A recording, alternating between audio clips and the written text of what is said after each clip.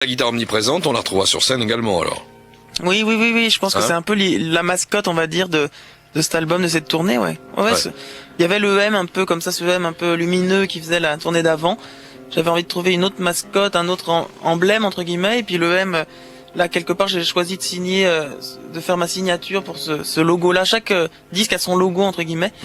Et puis voilà, je dirais que c'est devenu la guitare rose, qui est un peu l'emblème de cet album. C'était une autre manière de colorer ce disque, quoi. D'accord. Ça va faire un smear-mort pour la transporter ou elle est démontable? Écoute, on n'en est pas là, justement. C'est les prochaines questions techniques. En juillet 2000, au Festival de Montreux, quelles chansons de Gainsbourg as-tu interprétées? Est-ce qu'elles sont enregistrées? Écoute, alors oui, je pense que ça a été filmé.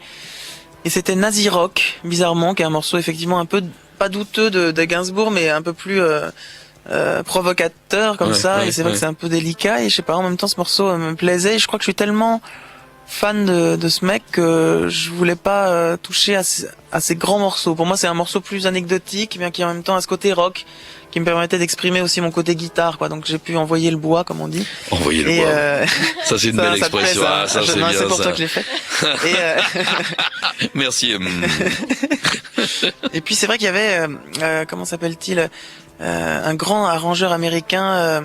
Jim Cuomo. George Duke. Ah, George Duke. Qui en fait s'occupait de l'orchestration de cette soirée. D'accord. Et donc je m'étais dit avec George Duke, j'ai envie d'envoyer la guitare avec lui. Et puis je crois que j'avais fait l'eau à la bouche aussi voilà. D'accord. Est-ce qu'on a l'appréhension, est-ce qu'on est à un moment quand on envoie des disques, ou la maison de disques envoie le premier single avant que l'album, est-ce qu'on se pose des questions un peu, on est attentif en disant ah bon mais cette radio-là elle le passe, etc. Oui, évidemment, on se pose ce genre de questions, même si c'est pas une fin en soi et qu'à un moment le disque est ce qu'il est et que voilà, mais c'est vrai que c'est assez touchant et c'est toujours plus excitant de voir qu'il y a un écho, que les gens sont excités par le truc. Encore une fois, c'est comme si j'avais fait des petits plats et que j'invitais des gens chez moi, je préfère qu'ils aient du plaisir à les manger. Donc quand tu vois des gens qui stimulent le truc, qui passe, c'est juste, t'as l'impression qu'il y a du plaisir, que c'est un échange de plaisir, quoi. C'est toujours plus, c'est juste que je crois que c'est dans ce sens-là que ça me plaît. C'est que je vois que ça me fait plaisir et donc je suis content. Comme un chien. Un petit chien. On voit une petite récompense. Kid Nous Deux, l'aventure, tu me dis, on discutait en off, en antenne, a servi quand même à, non pas améliorer, mais à incorporer 2 ou 3 petites choses.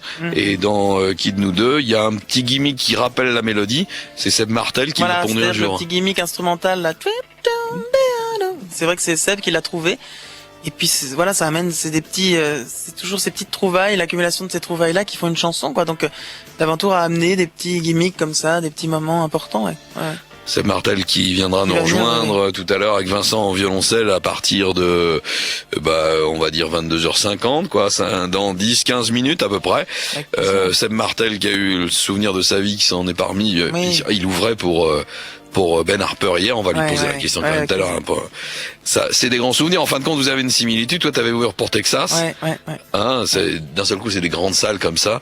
Puis de jouer dans les petits endroits comme Seb Martel. Quand il était venu pour La Bohème, il jouait à Bastille dans un petit machin. Au Babalou, Et d'un seul coup, comme ça, se retrouver, ça va faire du bonheur pour un artiste.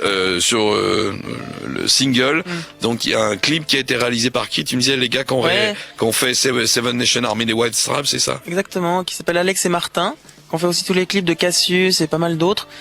Et puis ça a été une belle expérience. Et pour la première fois, j'ai répété une semaine avec la première année d'école de cirque de Châlons, qui sont des jeunes entre 17 et 22 ans triés sur le volet, des athlètes, quoi. C'est vrai que, alors c'est dur pour ceux qui n'ont pas vu le clip, ça doit rien vouloir dire, mais ça on voit des images ici dans cette radio, t'inquiète pas. J'imagine. Et quand il y a une vraie manipulation, c'est-à-dire que les effets qu'on peut y voir, on a l'impression que c'est de la post-prod, etc. Mais en même temps, on sent que c'est fait avec les bouts de ficelle et on sent qu'il y a un côté un peu bricolage comme ça. Et effectivement, ça a été une semaine de préparation.